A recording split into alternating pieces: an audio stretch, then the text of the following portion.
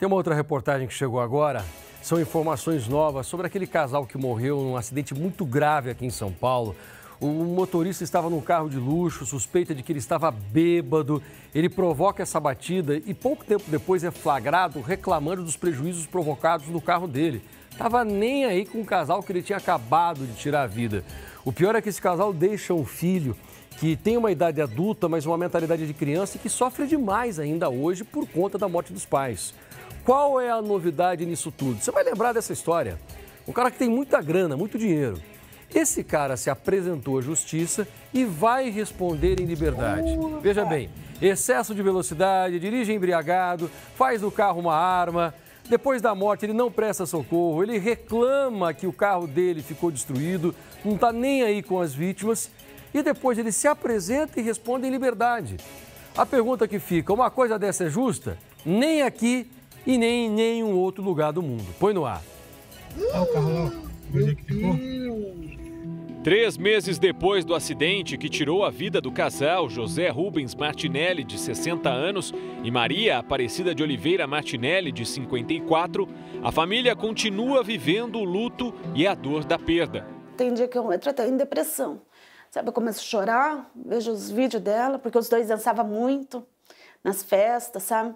Eles alegravam. No dia 22 de março, a família estava a caminho de uma represa de Votorantim, pequena cidade a 100 quilômetros de São Paulo, quando o carro foi violentamente atingido por um veículo de luxo, que vinha na direção contrária. Além de José Rubens e Maria Aparecida, dentro do carro ainda estava o filho do casal, William, de 31 anos. Ele tem autismo e toma remédios fortes para controlar as crises de ansiedade e convulsão, que só pioraram depois da morte dos pais. Depois do acidente, eu tive crise aqui na casa da minha tia, tive 2. Lá na casa da minha outra tia, também tive mais 2.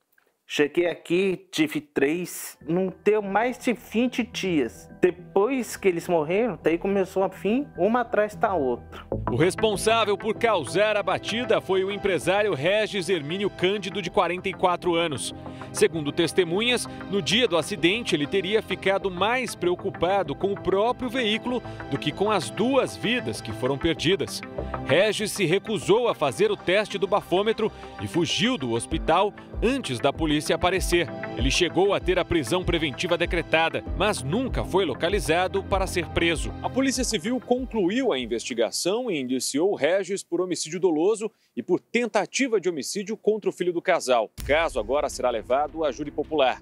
Já Regis, depois de quase 3 meses foragido, conseguiu um habeas corpus, garantindo que ele responda o processo em liberdade.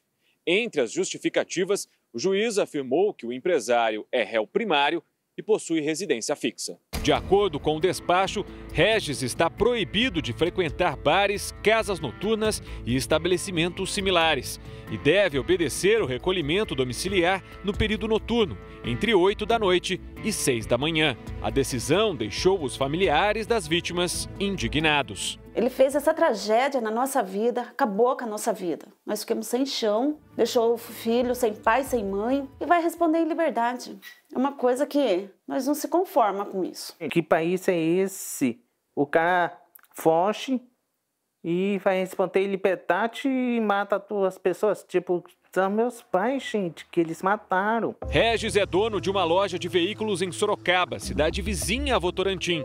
Por telefone, um funcionário contou que o empresário não aparece no local há meses. Quase não aparece mais aqui. Quase não aparece mais, né? Faz tempo que ele não aparece, então? Uns 4 meses aqui na loja. Por mensagem de áudio, a advogada do acusado informou que ele não irá se manifestar agora. Nesse momento, ele prefere ficar recluso, no sentido de não comentar a respeito do assunto, né? E ele possa dar a versão, né, em relação aos fatos. Enquanto isso, a família aguarda o dia em que poderá ver o responsável pelo acidente atrás das grades. Pelo menos ver ele preso, para ele sentir na pele o que ele fez para nós. O que eu mais queria é ver esse cara preso. Para mim, voltar a acreditar na justiça, né?